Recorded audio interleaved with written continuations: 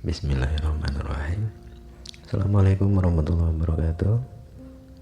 Kembali lagi bersama MJ Channel buat semua sobatku dimanapun berada. Di video sebelumnya pernah kita bahas masalah cinta, pernikahan, dan juga kasus perceraian. Nah, dalam video kali ini kita akan menyambung khususnya di bagian pernikahan itu sendiri. Oke, di sebelumnya pada video yang kemarin dijelaskan bahwa cinta itu pun harus bermusyahadah.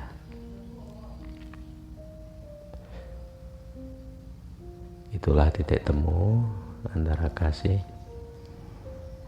dengan yang dikasihinya, antara kekasih dengan sayangnya. Nah, itulah yang dimaksud dengan titik temu itu tadi. Baik sobat MC, menikah, apa yang sebenarnya kita nikahkan? Jadi dalam sebuah pernikahan, yang namanya menikah kan lahir dengan batin, itu sudah tentu mencakup semua yang ada di pikiran, semua yang ada di hati.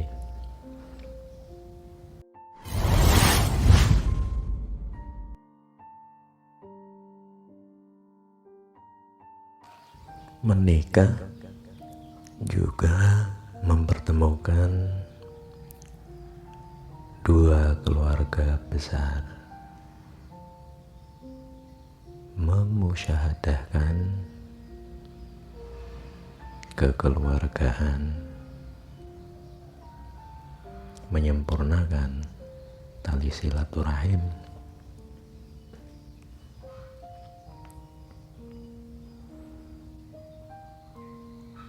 Yang mana ini sebenarnya hanya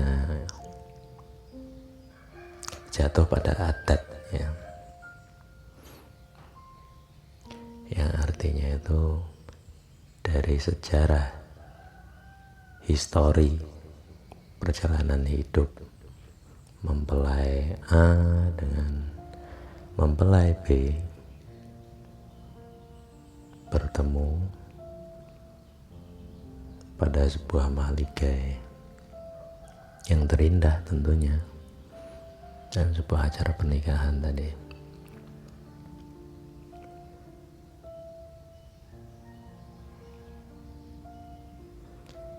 Jadi kembali lagi pada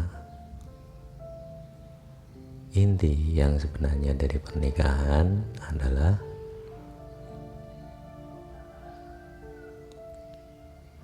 menyatukan jiwa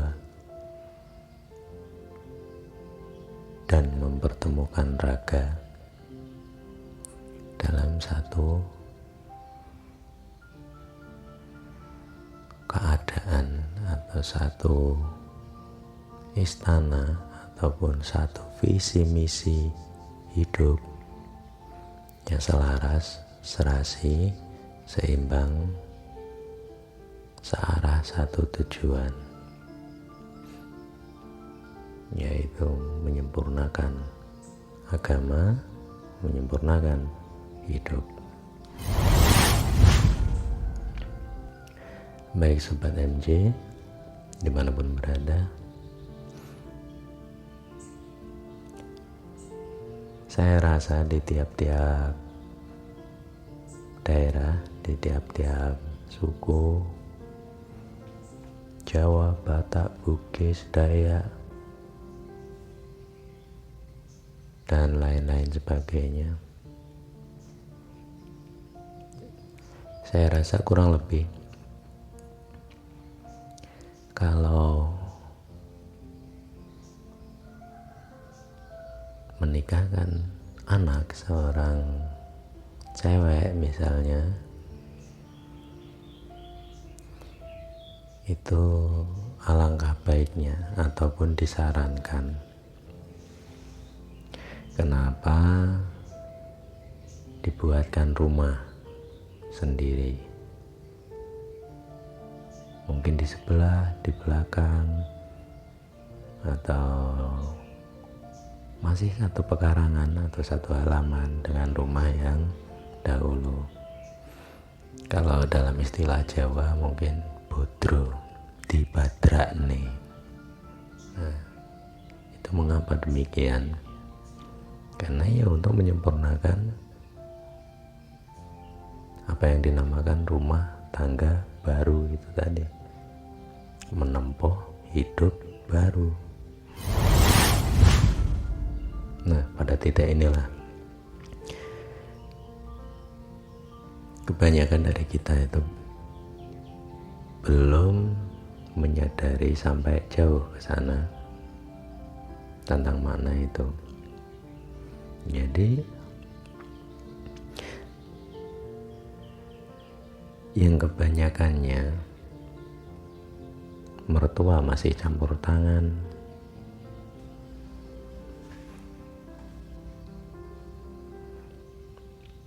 lalu besan mendengar kabar begini dan begitu yang tidak sesuai dengan planningnya. Nah, disitulah terjadinya konflik, renggang, suasana menghangat.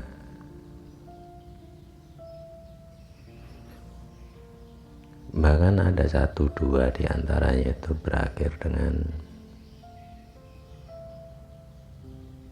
hal-hal yang tidak mengenakan, pisah ranjang misalnya, atau bahkan berujung perceraian. Hanya karena merasa punya anak perempuan yang bakal meneruskan peninggalan dan juga merawat orang tua. Itu tadi istilahnya itu mbakoni, atau yang dibakukan di situ dari saudara-saudara yang lainnya. Diatur begini dan begitu, diarahkan begini dan begitu.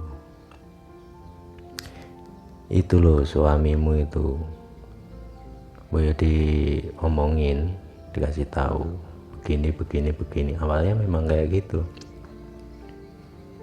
Ya, sudah menjadi kebiasaan, lalu mengatur yang macam-macam hingga akhirnya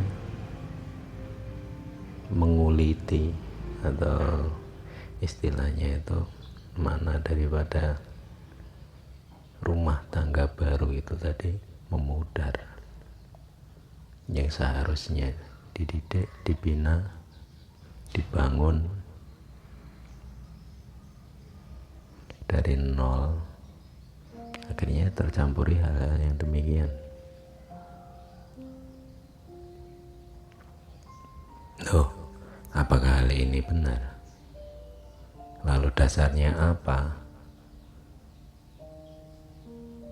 Kok bisa-bisanya ngomong seperti itu?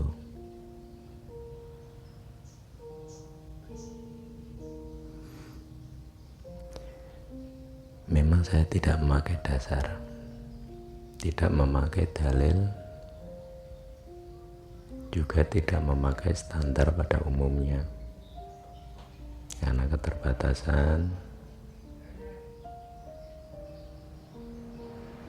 di dalam memahami, juga menyampaikan, yang pada intinya adalah bila dipelajari pada satu titik pertemuan itu tadi, seharusnya menumbuh kembangkan kesadaran kita, baik kesadaran ilahiyah maupun kesadaran semesta yang mencakup seluruh isi kehidupan, termasuk salah satu contohnya ialah di dalam menjalani sebuah hubungan pernikahan itu tadi.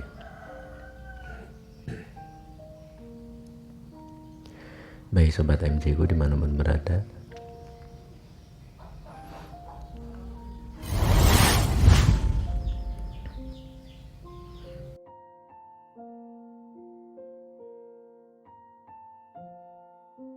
coba kita renungkan sejenak. Siapa sih yang sebenarnya itu menikahi dan dinikahi? Saya yakin 99%-nya itu akan menjawab laki-laki dong, cowok dong. Loh, karena dia kan imam, gimana sih lo ah? 99%-nya demikian. Tapi coba perhatikan, ketika dalam acara ijab kabul ya, dalam satu meja yang sudah dipersiapkan, kedua orang tua dari mempelai si A lengkap beserta saksinya. Kedua orang tua beserta saksinya dari mempelai B. Ada penghulu di situ. Yang pertama kali dibuka di situ apa?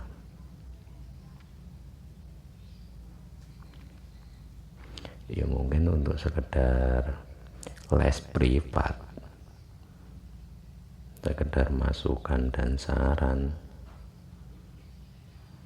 atau pemanasan tentunya dalam hal-hal kerohanian dari segi agama, dari pihak kantor urusan agama itu pasti ada, itu pasti. Maksudnya bukan itu, tapi ketika penghulu nikah sebelum membuka acara, itu pasti yang dipertanyakan kepada orang tua pihak perempuan. Jadi misalnya, ataukah bapak sendiri yang ingin menikahkan ataukah ingin diwakilkan? Biasanya kan seperti itu. Maka ketika dari kebanyakannya kan diwakilkan ya sama bapak ini, bapak penghulunya. Nah, ketika sudah dilimpahkan atau diwakilkan, diwalikan kepada penghulu, nah di situ ketika mempelai laki-laki, perhatikan baik-baik ketika menjabat tangan. Itu siapa pertama kali berikrar, dan atas wali siapa dia menikahkan.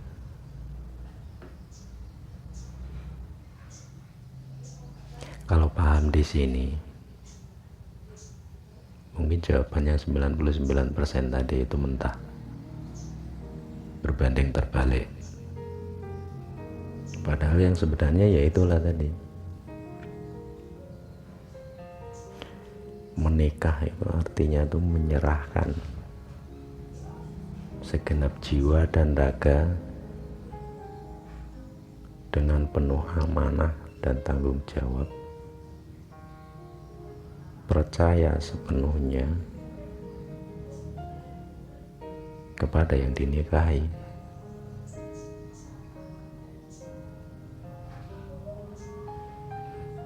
Maka di situ laki-laki nggak bisa ngapa-ngapain, nggak bisa apa-apa di situ. tanpa adanya pembukaan ikrar daripada penyerahan itu tadi. Dalam suatu momen yang menjabat tangan itu tadi, maka ketika sang wali hakim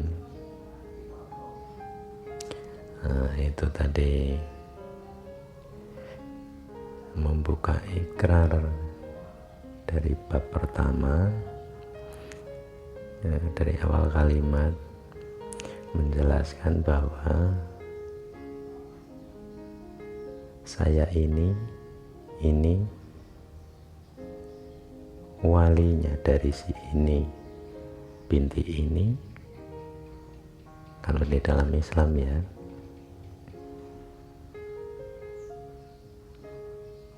menikahkan dengan engkau misalnya, disebut namanya bin siapa, itu kan klarifikasi, mencocokkan beserta apa-apa yang diserahkan di situ, yang jadi mas kawinnya itu.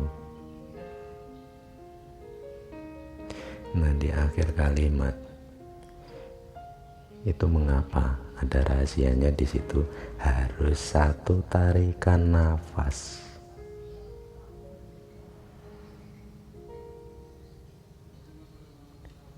Amin lo gimana sih ya? Ya mau udah dari sononya kali. Itu udah hukum syariat men. Lo tuh nggak usah gini, nggak usah kayak gitu.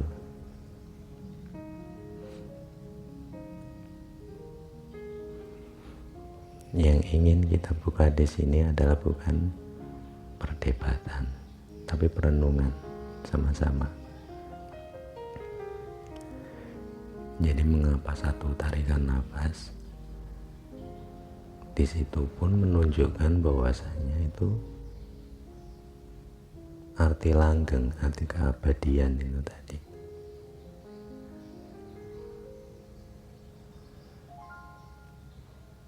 Coba bayangkan ketika dua insan bertemu dalam sebuah cinta,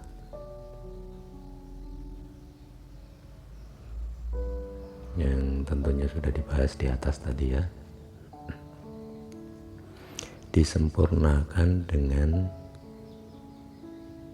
satu nafas kehidupan yang melambangkan seirama, senada, searah, dan satu tujuan itu tadi.